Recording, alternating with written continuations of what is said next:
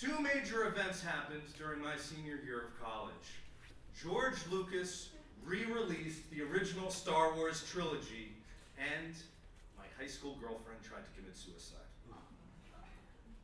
Now, I was a huge Star Wars fan. Really big. I loved the movies. I memorized the dialogue. I grew up playing with the Star Wars action figures. I slept on Empire Strikes Back sheets. I even defended Return of the Jedi to cynical adults who thought that Ewoks were lame and annoying. They had no idea what was in store for them in the prequels. So as a college student in the late 90s, it was so exciting to find out there were going to be 3 more Star Wars movies. And I thought that kind of paralleled my own journey, that I was about to leave college and go out into the world and start a new chapter as the Skywalker family was about to start new episodes. And what better way to go forward than to go back and rewatch the original trilogy with fresh eyes.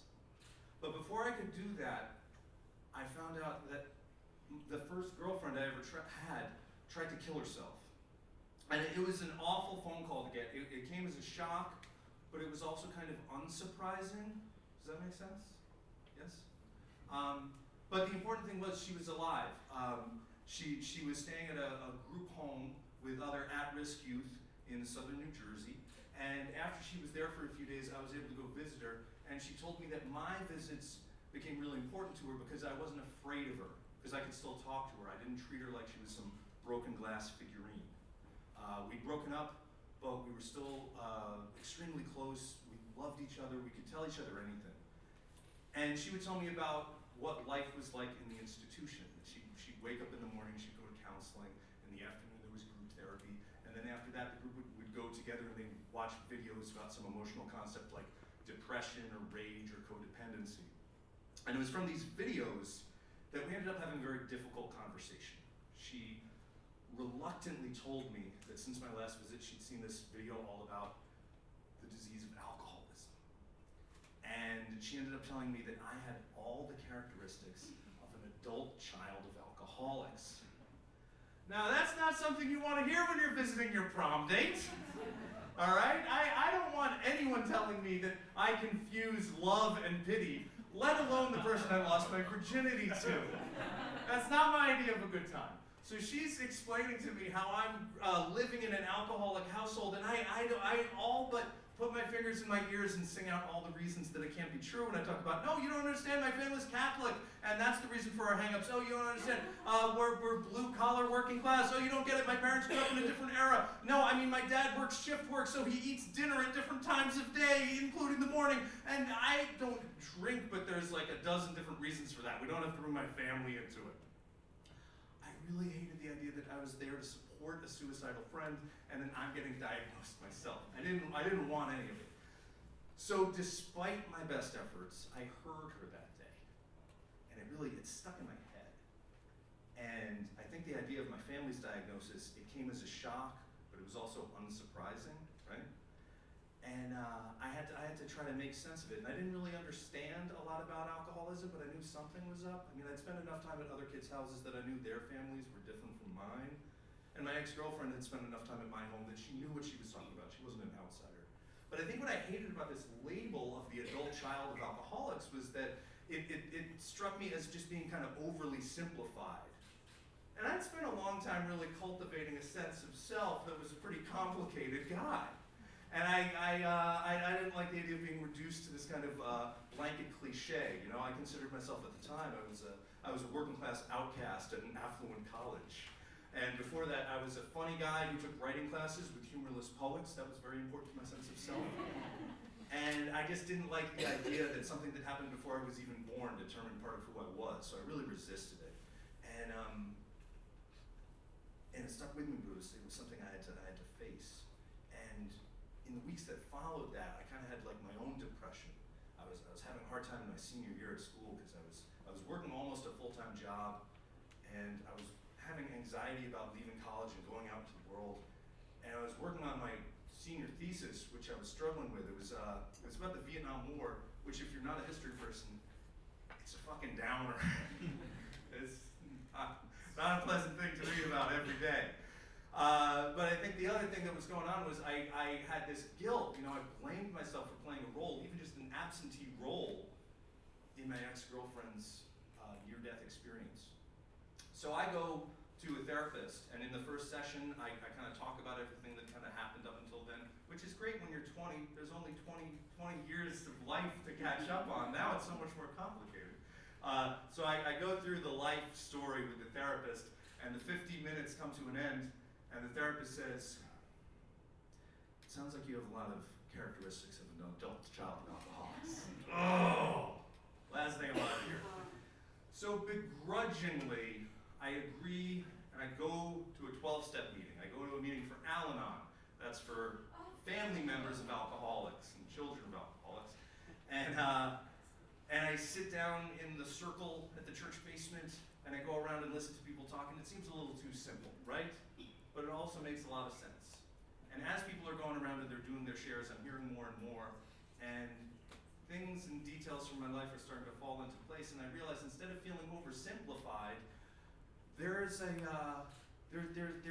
relief that comes with it. I realize I'm not alone, and that was pretty incredible. And there's a thing I've heard about, which is with alcoholic personalities, when they stop drinking, the alcoholic has to find a behavior to replace drinking. And in some cases, the thing that they replace it with is actually their own 12-step recovery. So they get obsessed about that, even if the person didn't drink, which was me. So I got really into the 12-step program, and I just started reading up on the disease and the patterns and the history of the program, and I'm seeing it everywhere, and I'm thinking about it all the time, and it shows up in my schoolwork. I ended up retitling my thesis, "Adult Children of Vietnam." That was the framework. I thought it was pretty clever. It was not well received, because guess what? Turns out the head of the department had a drinking problem. Academia, who knew, right? So I'm going to my 12-step meetings, so I'm getting a lot out of it. I'm experiencing this thing. Has anybody ever heard of this? It's called pink cloud. Pink cloud is what happens in the very earliest part of somebody's recovery, that they walk into the room and when they learn these tools, they get a high off of it. Because now they're understanding the problems of their life in a whole new way, and things are starting to make sense, and you get a real high from it. It's kind of like if you're a mayoral candidate who's running on a single issue platform. Every problem in the world can be solved by this one thing. You know, it's what you believe in more than anything else. So that's where my head is at as I'm going away for spring break. Spring break '97. Woo! Other college students are going down to Fort Lauderdale. They're getting drunk on the beach. I fly to LA because I think I'm going to go there after I graduate college. I didn't. But at the time, I thought that. And on the very last day of my trip, I go to Mann's Chinese Theater. I go to the box office. I get a ticket for Return of the Jedi Special Edition. Now this is exciting. I haven't seen any of the movies yet, and Return of the Jedi is my favorite one. So I'm thrilled. I'm finally going to get to see one on the big screen. I go into Mann's Chinese Theater. I found a perfect seat. I'm in the center of the house, middle row, great view. The velvet curtains open up, and they project a Star Wars movie that is like no Star Wars movie I've ever seen before. And not just because of the newly added musical number by the Max Rebo Band, no. No, this time it was a really different experience, because as I'm watching it, I'm sitting there and I realize this is not a movie about the rebels fighting the Empire, no. This is the story of a young man who's afraid he's going to become an alcoholic. Oh my God, how did I never see it before? It's all there. I'm in my pink cloud and I'm thinking, whenever they talk about the dark side of the Force, they're talking about the disease, the power of the disease. Oh my God, it was there. And you know, Yoda, he goes on, he comes out, he talks about the power of fear and aggression and hate. And he warns Luke Skywalker. He says, once you start down the dark path forever, it will dominate your destiny. What do you think that's about, right? Right? And I realized that Luke Skywalker is freaked out that his dad's Darth Vader, and he doesn't want to end up just like his dad. That resonated with me. Big time. Big time. So at the end of the film, if you haven't seen it, Darth Vader is on, you never know.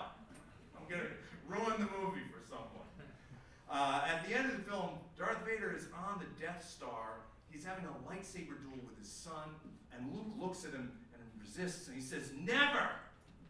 I will never turn to the power of the dark. I will never turn to the dark side." And I got chills.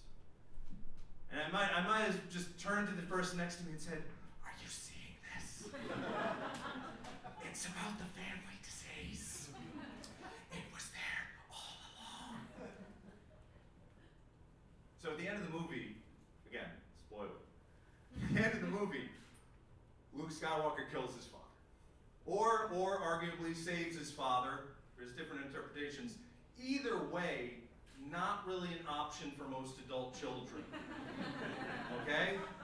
But here's the important thing. Here's what I want you to remember what Luke Skywalker does. He goes to a therapist.